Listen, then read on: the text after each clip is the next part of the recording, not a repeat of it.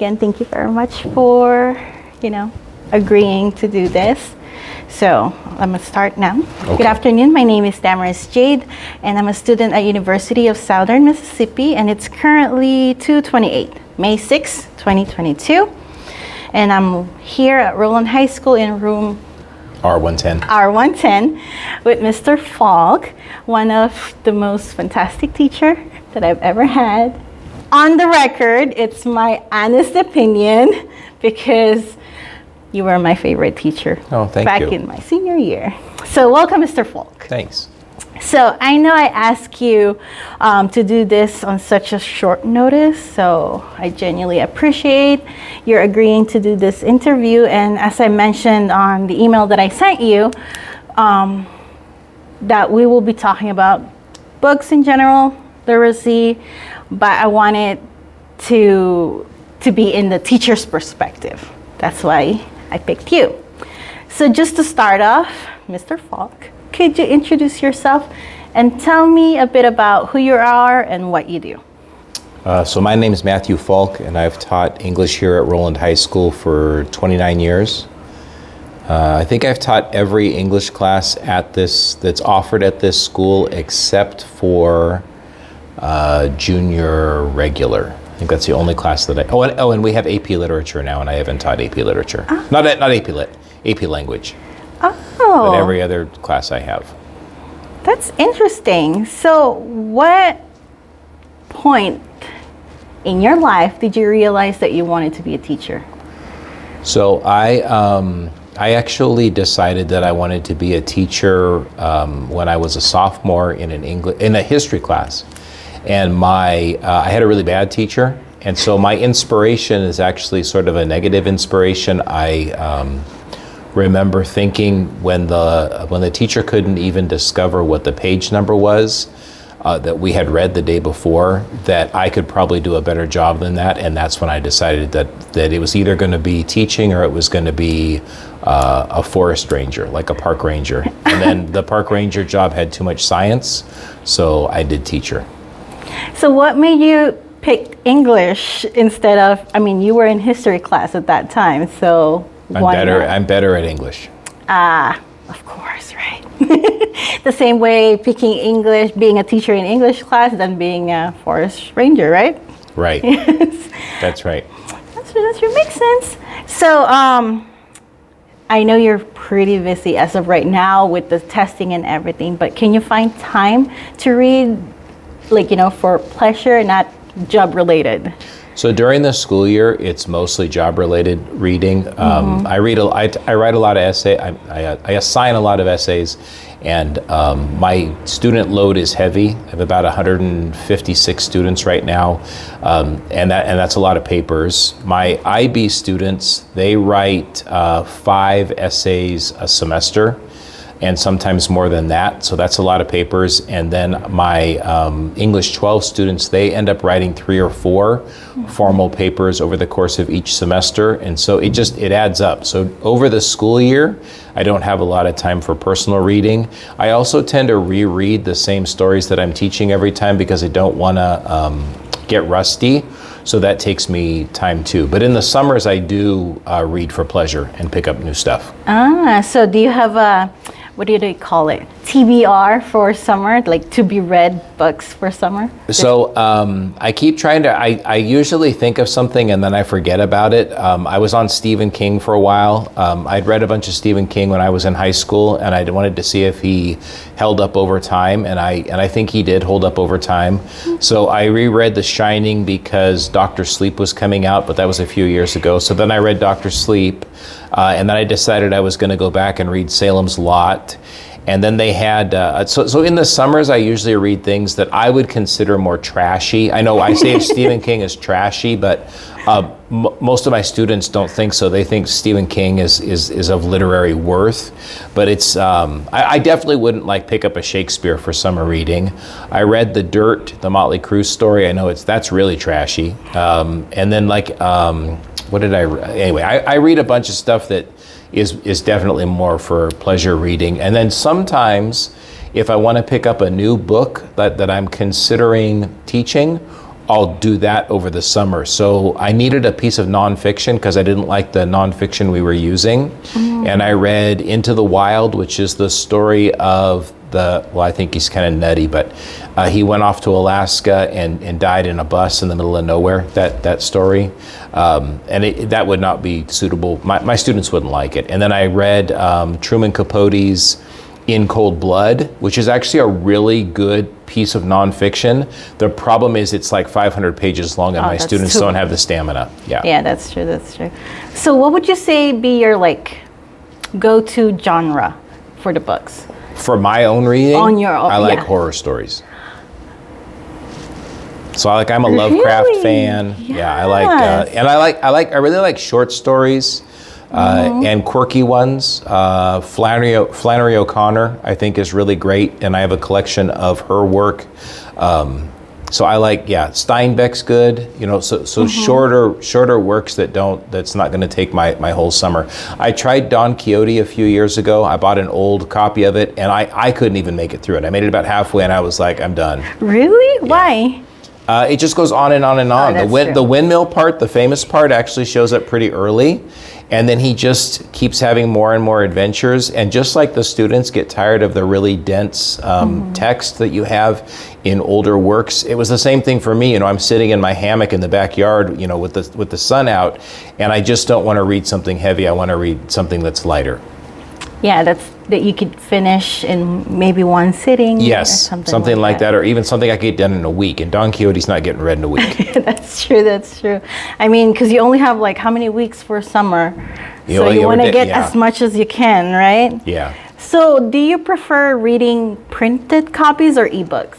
Printed. Printed. So I have a really old school Kindle. Really old school, the battery dies all the time, so I have to keep it plugged in. But when I got it, I bought a bunch of ebooks on it because they were cheap. So every once in a while I'll bust that out and try to get it charged up and end up just plugging it into the wall. But I really prefer paper. That's true. So what are some of your, let's go back to classroom setting. Okay. What are some of your assigned books for reading in class right now? So we do, for my seniors, we do a lot of classic stuff. We do, we bought this curriculum program called Pearson, and in my personal opinion, it's not very good. And one of the reasons that it's not very good is because it's mostly excerpts, and I'm not a fan of excerpts. I think that students should be reading complete works. So it has a chunk from Beowulf, which is interesting. It has a chunk from the Canterbury Tales. It does have all of Macbeth, so the students do get the complete Macbeth. That's nice. It's got a little piece from Frankenstein, but it's really not enough. And then my IB students, because they're on the honors track, they read a lot of works of literature. And they're whole works of literature. They're not tied to the Pearson curriculum. So I'll just list a few titles. They do Ethan Frome, Their Eyes Are Watching God, Macbeth, The Sound of Waves, The House of the Spirits. They get a really nice variety. A lot of their works are in translation. If I have actually taken some of those books and used them in my regular English 12 class, and it actually works pretty well. So I think that's nice. So you think that the books or the novels that you assign are appropriate for their grade level, right? Yeah, so some of them are kind of risque, but they're seniors. They're 17 and 18 years old. So the one they just finished reading is Like Water for Chocolate, which has it has some sex scenes in it, and it has some it's like sensual scenes, and the students are sort of embarrassed and kind of giggle about them, but I certainly don't think that they're scandalous. I don't think that there's really a problem with them. There's definitely some texts that are a more difficult read, in AP literature, which I haven't taught. I don't teach. I mean, I taught a long time ago, but I don't teach it now. We read Beloved. It's a Toni Morrison novel, and that's a hard one to get through because it's about slavery and the after effects of slavery, and it's really mature. Yes, I think that's one thing too, because I'm pretty sure you've heard the news about book banning and challenging books, and it's ongoing now.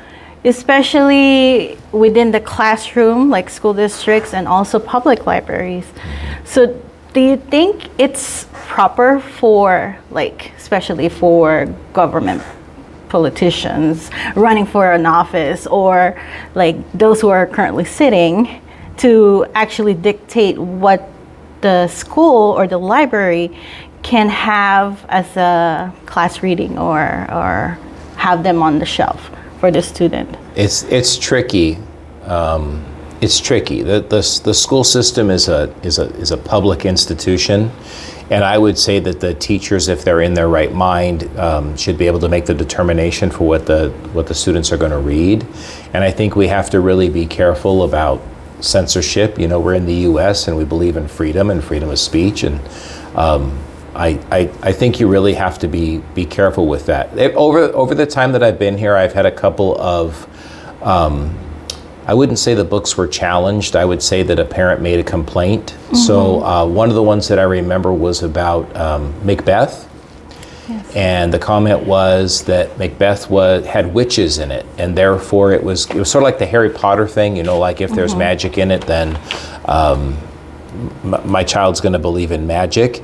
And my comeback to the parent was, well, we teach Gatsby, which is all about the love of money, but it's bad in that book. You know, money is corrupting him, just like the witches in Macbeth. The witches are bad. They're not positive characters. They're not helping Macbeth. They're ruining him. They're corrupting him.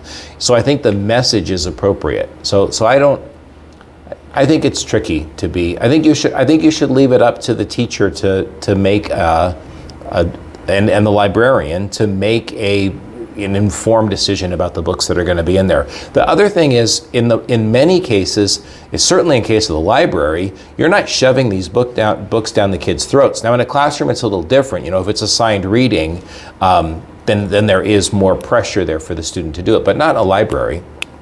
That's true. I do agree with you with that, because I know with Macbeth, in England, it was banned for like 5 years, just because of just like what you mentioned, the witches in it, and some scene that they think it's way too violent for kids to read.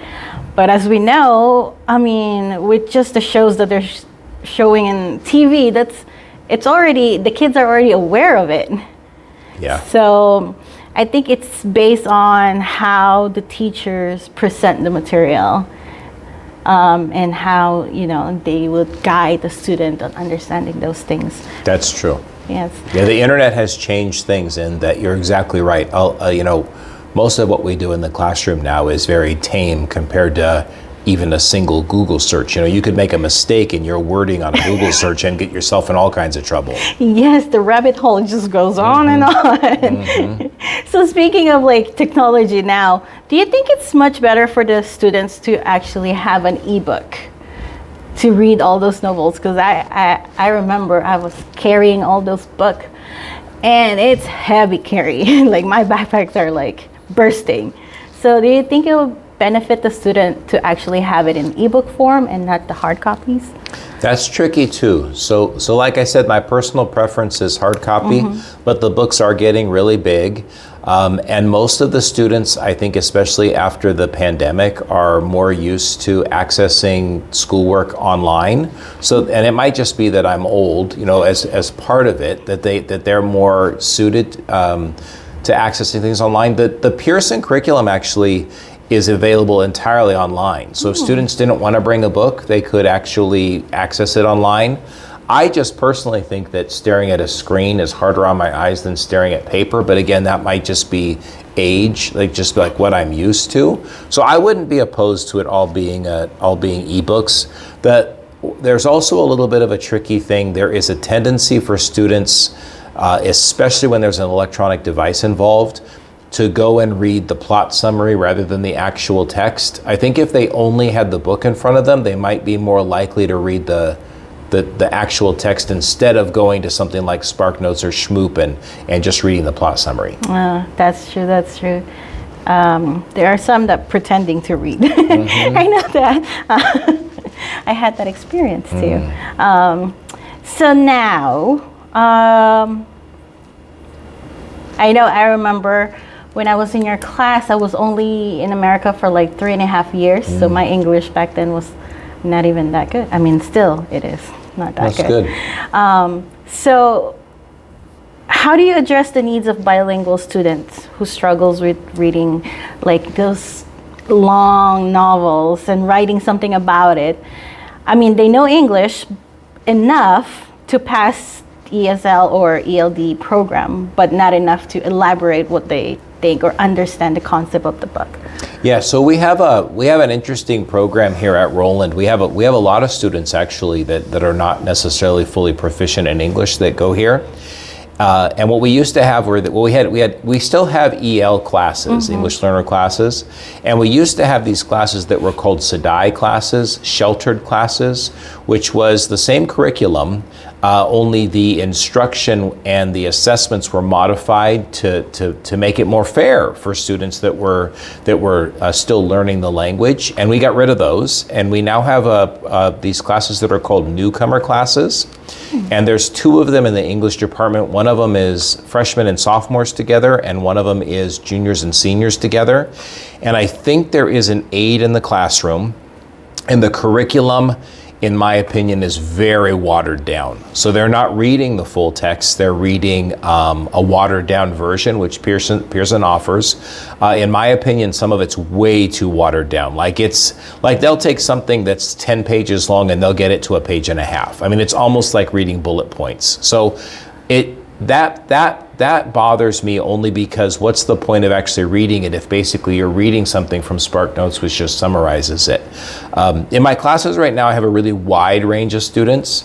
I have some that dropped out of AP for whatever reason. Maybe they took the test in AP language last year, and so they wanted to take a regular class this year, so they really know what they're doing. And then I have students that some of them have special needs and some of them have language issues. I think I do a good job of not setting the students free to learn it on their own. I spend a lot of time going over and over what they've read and what they should know before we move to the next piece. And I think that does help students that are English learners to be able to understand what's taking place. I do try to give them a little bit of a break on the writing because definitely there are some grammatical issues in their writing, but I also feel the pressure of being a teacher of a college preparatory English class, the last college preparatory English class that they're going to take before they go off to college, and I think I need to get them ready for college. So I can't go too easy and really lower the standards because then they're going to get metaphorically slapped in the face next year, and that's my fault. So my job is to be the bridge between high school and college. That makes sense, because I mean, thinking about you just mentioned the newcomer classes, like it's not giving them enough challenge that they would like push themselves to learn more.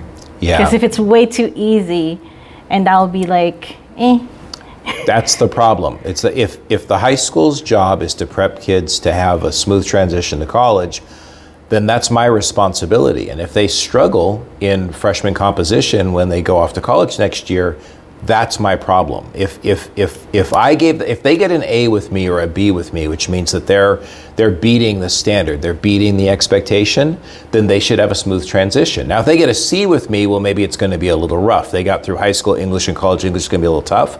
But certainly if they're getting A's with me, the transition should be smooth. Otherwise, I'm not doing my job right. You did your job right with me, because I remember my first 2 semesters in English in Malsac, I got an award for English. Very good. And I was like, yes. That's good. So, speaking of your, 29 years? 29. 29 years. Was there a moment in your teaching career that made you say, that's it, I'm done? These last 3 years have been rough. They've been rough. A lot of things changed with the pandemic. I'm not sure anything new happened. I think what happened is the problems that we had before have become exaggerated. They become amplified. Yeah, they got amplified. So I don't think there's necessarily anything new, but The school system has really changed. I know this isn't necessarily specific to the topic that we're discussing, that's but fine.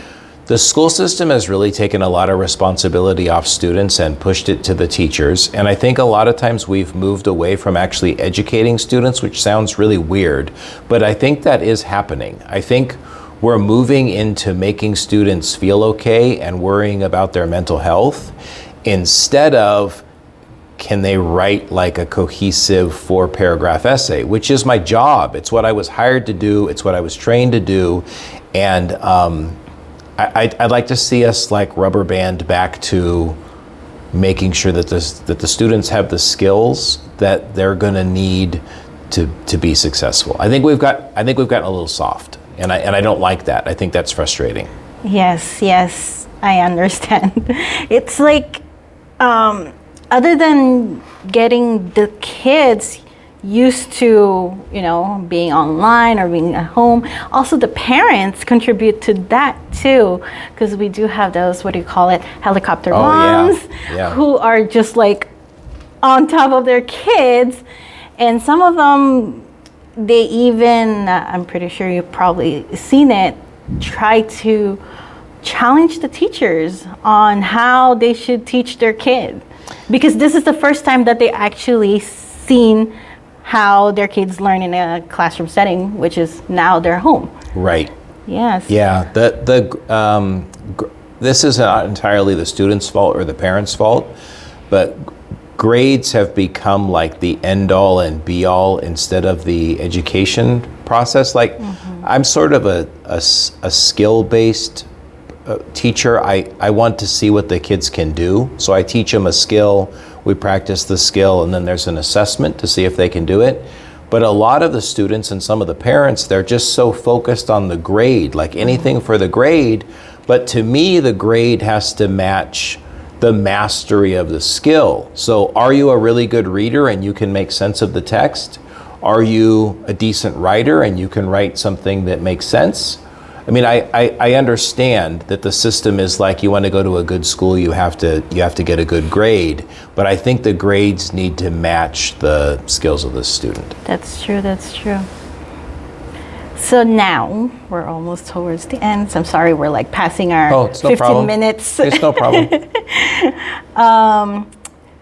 So how do you see your teaching in the future? That's a good question. I know that wasn't in the email. No, that's a good question. I didn't think I would ever think about retirement, and I'm actually thinking it like I think about it now, like that I want I want to retire, which is really weird because I have 8 years, and I do really like my job. I change things every year.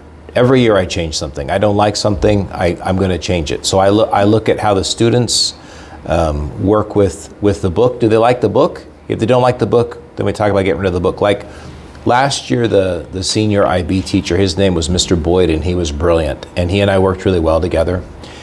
And we decided we wanted to switch up the IB curriculum, which is 2 years. And so what he did is he just asked the kids, what books do you remember from last year? And we got rid of the ones they didn't. So we just got rid of them and added new books because we figured if they couldn't remember the book for a year, then what was the point of the book?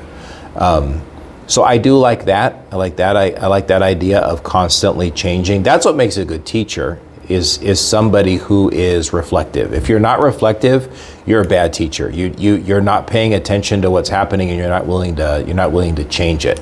So I don't know. I mean, I don't know what's going to change around me. I'm gonna keep doing what I do the way I do it, and unless something shows up that looks better, and then I'll probably modify it and try that. But I don't know. I don't know what's going to happen. The phone addiction is bad. I mean, if we want to go into really negative stuff, the phone addiction is bad. So I'd like some way to get a handle on that. But yeah, I don't know. I guess just keep going and doing the way we're doing it. I mean, you've been doing it for 29 years. It's a long time. It's hard to change, but yes. I mean, at least you're able to, assess your own teaching as well and adapt it for the next school years and adjust for the kids as well, because not all students are the same. So no, and they're changing. Yes. The student, if I pulled students in here from like if I brought students back from 1994, which was my first year, they're very different from the students we have now. It would be a really different group of people. Like, how would you say different? I would say that in general they were stronger academically. I would say that they were definitely more creative. My students today, a lot of them lack grit, which was like the buzzword a couple of years ago, like endurance. Like if it's too hard, they just quit. Which is really weird, and it's not a good way of setting yourself up for life, because life is challenging. It's never not challenging. It's always challenging. You have to be willing to face the challenge. And the students are too quick to give up. They don't think they can do it, so they lack some confidence. And I think the students in the 90s just, they seem to be more willing to stretch themselves and maybe fail, and that was going to be okay. But maybe the world changed around them. See, that's the other thing. You want to say, well, the students are different. Well, why are the students different? Maybe the world is making them different. It's not that, but I would say that definitely the groups are different. Huh. Now that I think about it, yeah. So I feel like our year was like right in the middle of what you're talking about, that year of 1994 to now. So we're like right in the middle. So I could tell, yes, you're right. We have that push then, but at the same time, we're kind of like indifference in some area as well. That I know there are some classes that I was like, I don't care. If I like the teacher and the the lessons are fun, okay, I'll strive for that. But the rest, it's not, But now, it feels like this new generation, I don't know if it's the society, they're kind of like babying them, right? They're cocooning them in this safe haven. Yes. So now they think that the world is like wonderful bubbles. Yes. And if they cannot do something, they just go back into that bubble. Back in the bubble. That's right. They think you have it nailed. That's right. So I'm just like imagining it now, it's kind of sad for them, because once they move up, like out there in the world, that'll be like a harsh reality that they have to face. Right. Yeah. Okay, so closing this. So as a closing remark, if you can say one thing to your students to remember, what would it be? Something I would tell my students? Like students before, now, in the future? I don't know what I would tell my students. There's a lot of stuff I would tell my students. So this is like for my current students. So like for my current students and the students that I had like the last couple of years after the pandemic and everything has been crazy, I don't think that they realize how disruptive it was, because people that are older, we can sort of look and say, wow, that never happened before. But when you're younger, you're like, oh, another weird thing happened, and then they get over it, which might be good for them, I don't know. But a lot of them really stuck to it and made it through what was really chaotic and different from anything else they'd ever experienced. And I actually hope that they learned something from that ability to be flexible, because almost certainly later in their lives, something's going to happen that's going to be disruptive, like COVID was disruptive. And hopefully they can call upon that flexibility and that endurance that they had then to push through the new thing, because it's not like the rest of their lives are going to be really easy. They should be easy. I mean, this is the generation that absorbed the after effects of 9/11. They absorbed the economic meltdown of 2008, and then they got smacked in the face with COVID. So they do deserve a break. But I hope that they realize that they did survive this, and that they can apply that to future challenges. That's a good one. I like that. I'll quote that word per word. Okay. So that is all, Mr. Folk. So thank you so much for sitting down, taking some time out of your busy schedule and being interviewed today. It's been great to learn more about you, your work, and how you view pretty much, we didn't just talk about books and literacy. It's like everything. That's why I like that. And mainly from the point of view of a teacher. Yes. So once again, thank you very much, and I really appreciate this time. You're welcome.